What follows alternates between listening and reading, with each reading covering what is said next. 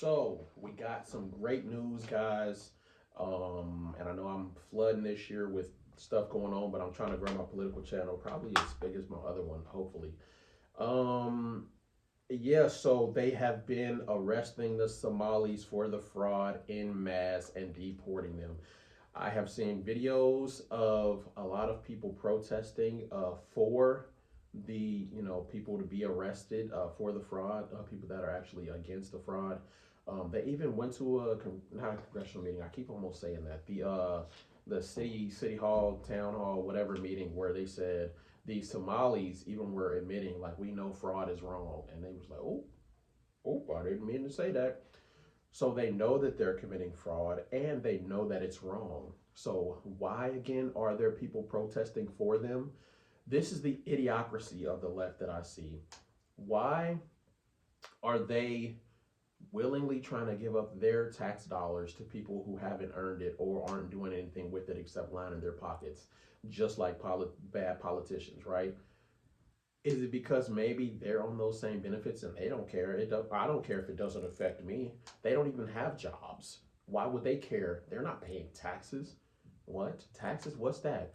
The government funded doesn't have taxes, right? So that's why I think a lot of them don't care, and a lot of them like they're not trying to pay attention to it. On top of what's the coincidence that it happened in the same state that the girl got killed, that all the fraud is happening in the daycare fraud and all of that stuff. It goes a little deeper than that. I talked about it in my last video how a lot of them have grocery stores attached to the daycares that are both Somali, and either the wife and the husband's working one or the husband and the wife, and they're getting government assistance for the kids on top of getting the government funding for the daycare. So they are getting a lot of money. Like I think Nick Shirley said it's in the billions, like at least 10 billion that have been just from Minnesota has been funneled into these fraudulent daycares. Like this is what Biden wanted.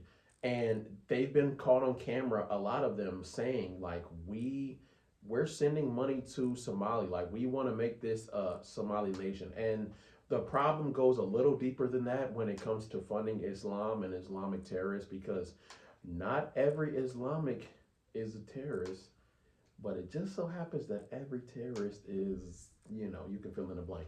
So, why is it that this is such a problem? It's because basically we're using our tax dollars unknowingly to fund terrorism, which is crazy, right? Like, why would we do that? Would we do that knowingly? Absolutely not, and that's a problem.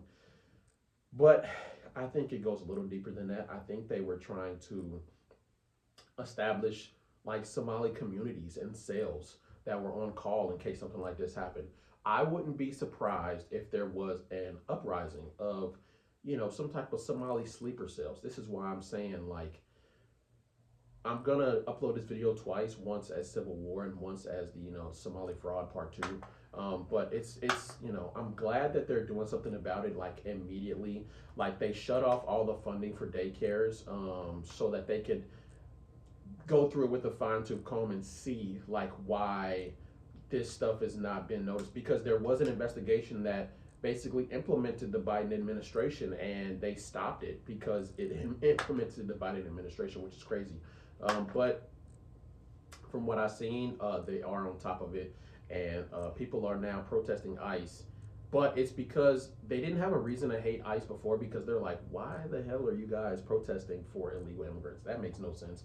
And then the lady gets shot, and now they're like, oh, F ICE, we need to blah, blah, blah, blah. So I could see something happening like leftists teaming up with some illegal immigrants to basically fight for their country to get back or something like that.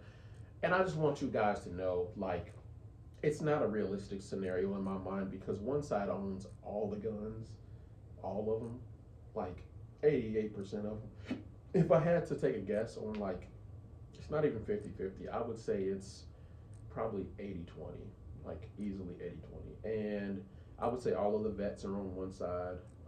There's also always outliers, but there's not that many. And all of the people who are well trained are on one side. And even I've seen stories of a lot of people who weren't like that before that are now. Yeah. So let me know what you guys think in the comments down below. This is just theories that I'm presenting out there, but I'm glad they are doing something about the fraud. And it was in Ohio. As an Ohioan, I'm pretty sure I know about one daycare is pretty close to me that I've never seen kids go in and out of, but there is 100% been an open sign in front of them. Like I've driven past during peak business hours, never seen more than one car out there, never seen no activity, none of that. Like Monday through Friday, like it's crazy. And I think it goes a lot deeper than what people are saying. But I think this Minnesota stuff is a distraction for the fraud going on. So pay attention to the fraud. Pay attention what they're trying to push now. You haven't heard a lot about the Minnesota fraud stuff ever since the ICE shooting happened. You have to look past the mainstream headlines and look under into the fine print.